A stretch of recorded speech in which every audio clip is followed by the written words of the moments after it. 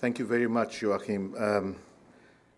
It's coming back to IFPRI is like coming home. I want to thank you for standing behind doing this. It's extremely important for Pakistan at this juncture, and especially important because everything that IFPRI stands for, the need for informed policy making, the need for policy debate and consensus building, the focus on poverty reduction and development, all the things that you mentioned in your introductory remarks, the balance between relief and development as you go into crises like this, they're all extremely important. It's also very important in the fact that this present crisis is set within several crises that this country is facing. And because of that, it's even more important that we focus international attention to this from an independent basis.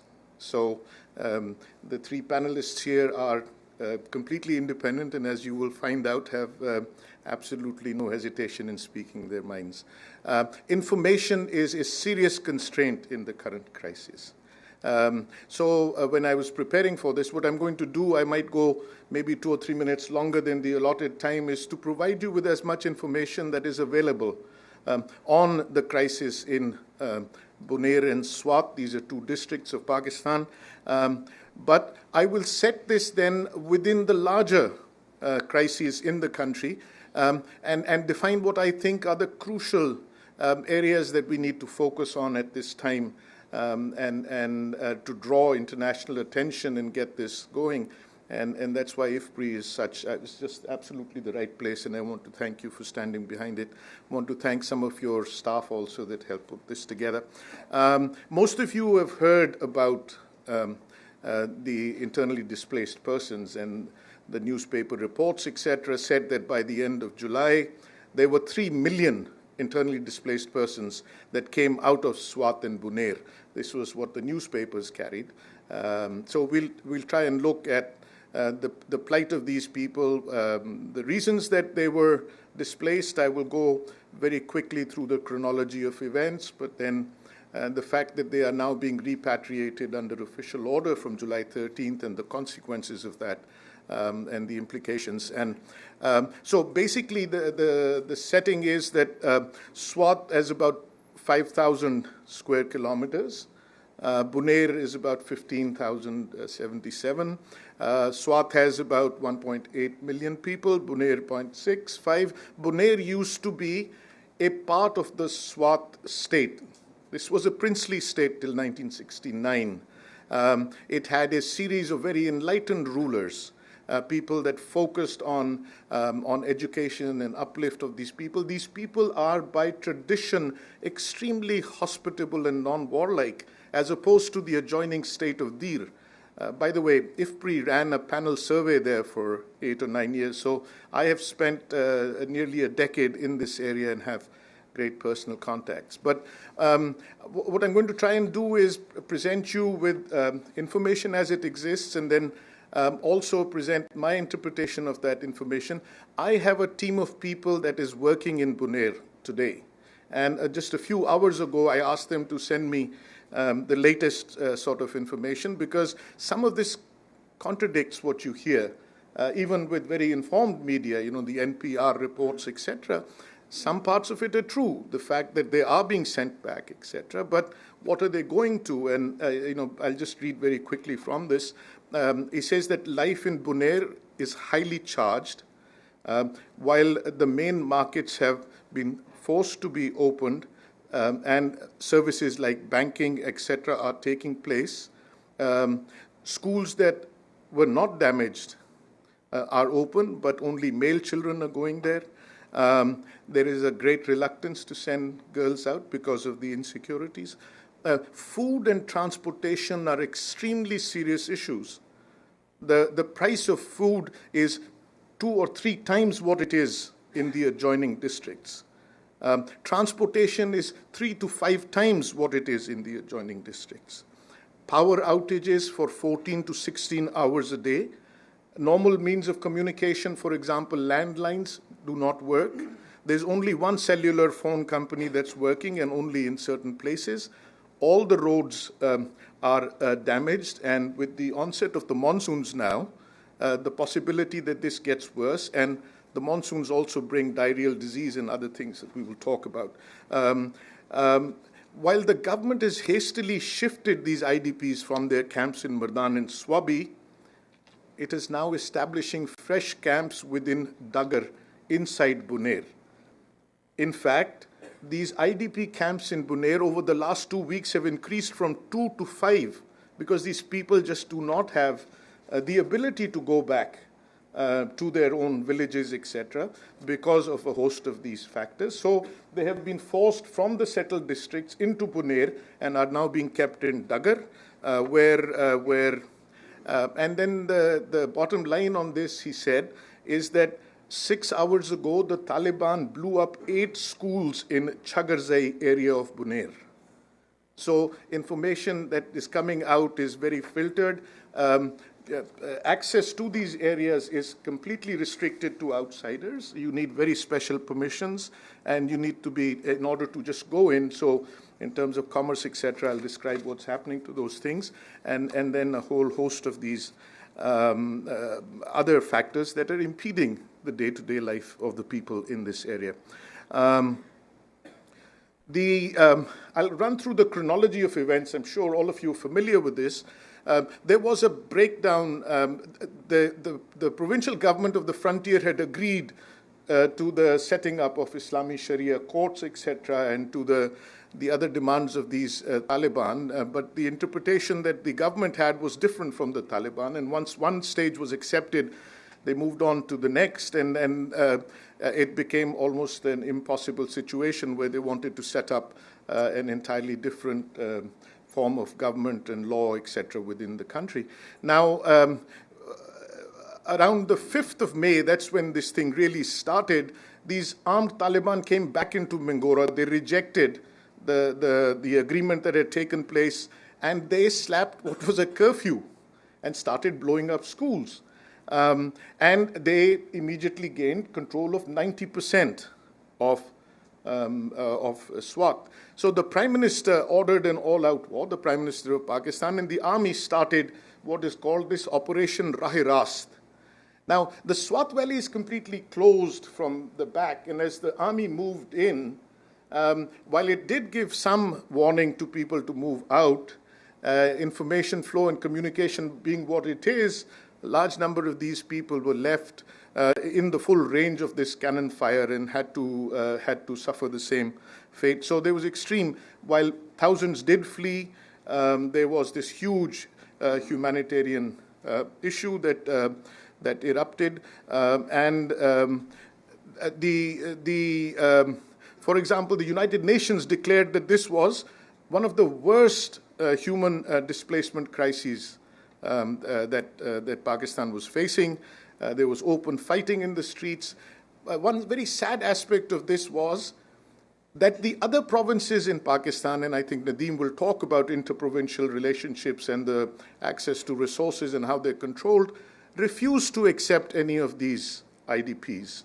In fact, the government of Sindh and the MQM, which is a political party, they started very loudly complaining about the fact that they would not accept any of these IDPs. In fact, the government's advisor, Mr. Malik, who's the advisor for the interior, went on the air and he said that any IDP that leaves the NWFP would not get any aid. So they were now forced upon a system which is almost non-existent of relief, and with relatives in Karachi or elsewhere that they could have gone to because the informal safety net works better, they basically did not. The numbers in the press, for example, the National Assembly was informed that there were 2.9 million of these people already by the mid of May. And things were so bad that the International Red Cross basically suspended its activities in Swat because of this open bombing. There were people within these homes that when they came out for food and medicine, the army would blow them up, and if some survived, they were told, why didn't you know that there's a curfew on? with no electricity, no radio services, no other forms of communication, and people stuck with no water and food. It was a horrific situation. By June, things had started to vary. There was this increasing need for getting better estimates on the type of damage, the extent of the damage, where it had occurred. Mr. Holbrook made this famous visit, and he assured all help and put some money in the pot. But the food shortages, etc., in these camps continued to increase. The situation there was getting very, very bad. At the same time, there was this, the people, for example, in Sindh and in the Punjab declared that they would not accept these. Also, within these IDP camps, people started facing all sorts of discrimination. This is what they were leaving.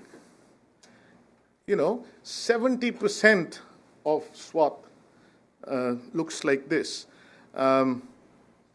This is what the schools are like. The Taliban made a special attempt to target schools, and a large majority of them. By the way, information on these assessments is still very scarce. While the government has made one estimate, several humanitarian organizations, including the Pakistan Humanitarian Foundation, which has World Vision and a whole host of these other organizations like CARE, etc., have started doing initial assessments. But because access to these areas is very, very poor, that information, not very reliable, not representative, and very sporadic, and comes from different areas.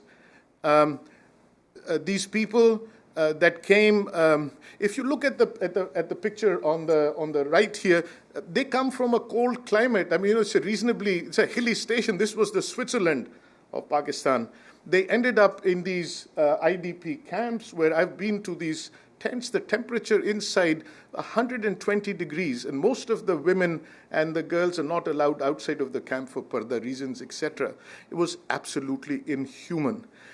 These are people once so proud that if you went to Swat and you walked past an orchard, the farmer would insist that you have some of his fruit, and he would feel insulted if you didn't accept his gift. They were now put on these begging lines where there was this huge just the need to survive had degraded human dignity to that level. One of the aspects of this crisis was the fact that there was all sorts of numbers floating around, exaggerated numbers. 4.61 million people registered as IDPs, and there was now a need for this process to start sorting them out. And NADRA, which is the official organization, was entrusted with this task along with the UNHCR. Now, for many of these people, they did not have what is called a CNIC, which is a computerized national identity card that is used in Pakistan, because they belong to remote areas and had not registered. So many of them were not registered. But even with those sort of things, a large number of them, if you look at this purple area, about 1.46 million were multiple registrations. These are people that had gone to various registration camps and registered. So they had to be excluded. Then there were several where the NICs were invalid.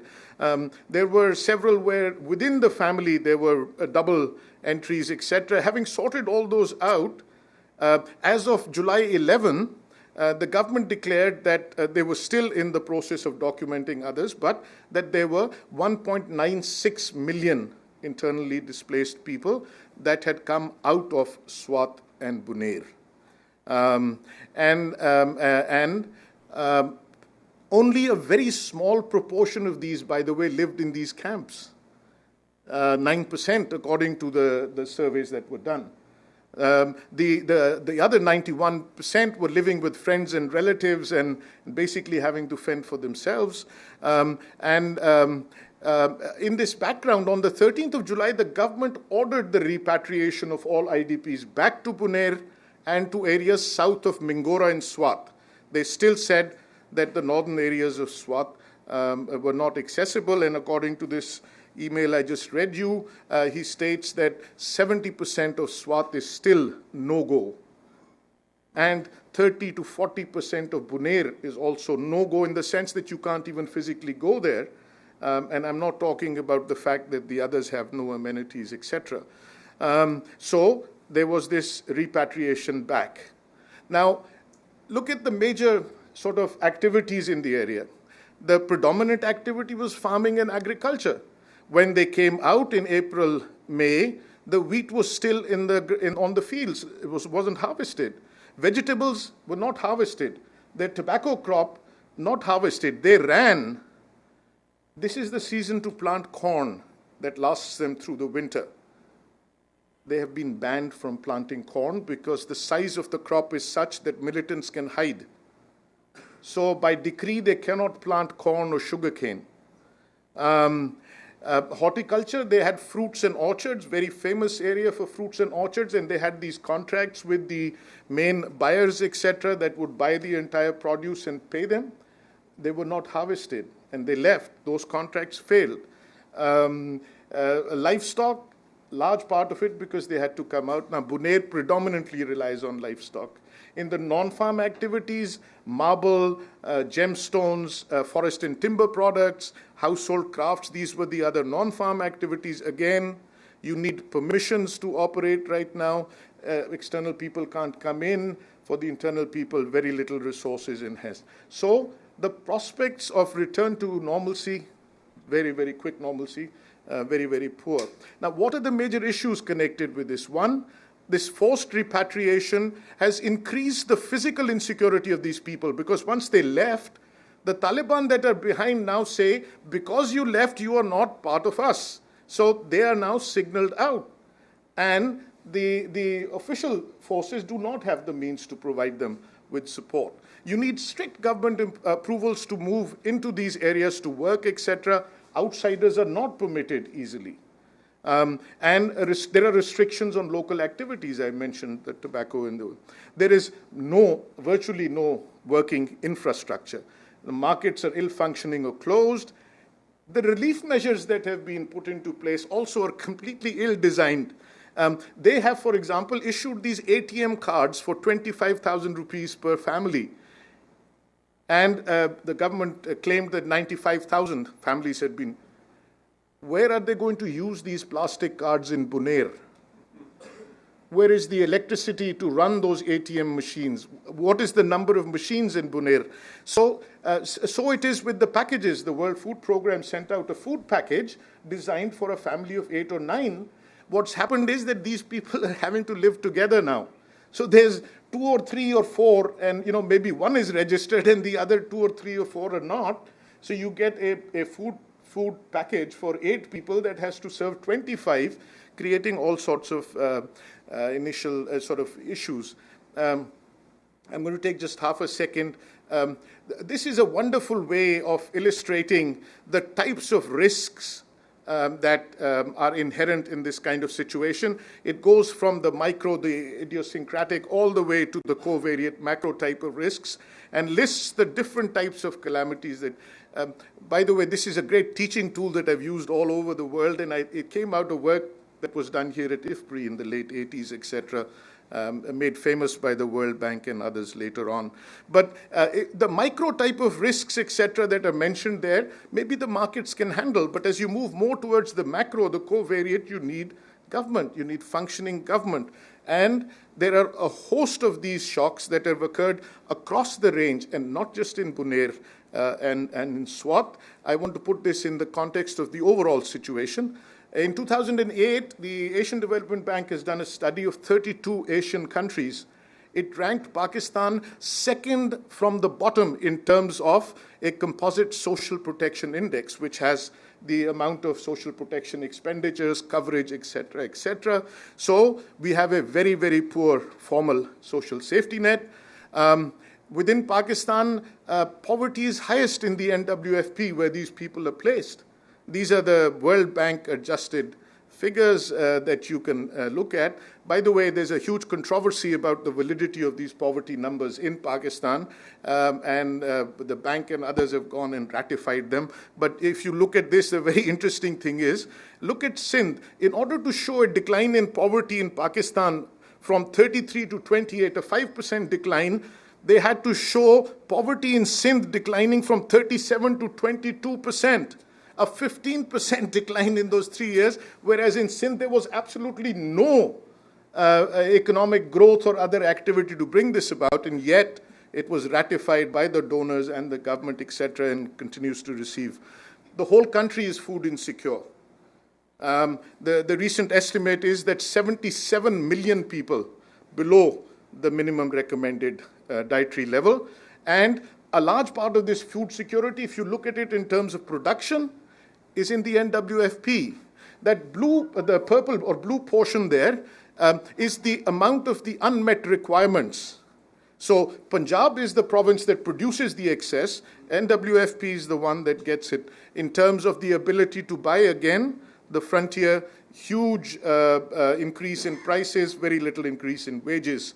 So while we have strategies, there's this huge donor-assisted PRSP, there was a social protection strategy that was also passed a few years ago, but there is no capacity, fiscal, human, or otherwise, and no intent to implement either. And there's no effective pressure or conditionality coming from here. There are very serious information asymmetries, there are moral hazard problems, there's all sorts of accountability, access to justice issues, all of these indicating market and government failure, very little opportunity left in the system. There is poor and manipulated data overall, virtually no monitoring and evaluation. There are serious disconnects between what is stated, what is actually intended, between envisaged and existing capacity, and then between the planned and eventually implemented outcomes of the plan. And most importantly, from my point of view, there's no process of informed, independent policy debate and discussion. And that's the message I want to leave you with. These people that would hand out fruit to you and insist that you have it are now fighting over a bunch of bananas. And this is quite recent. So we need to be able to do something for them. So thank you so much.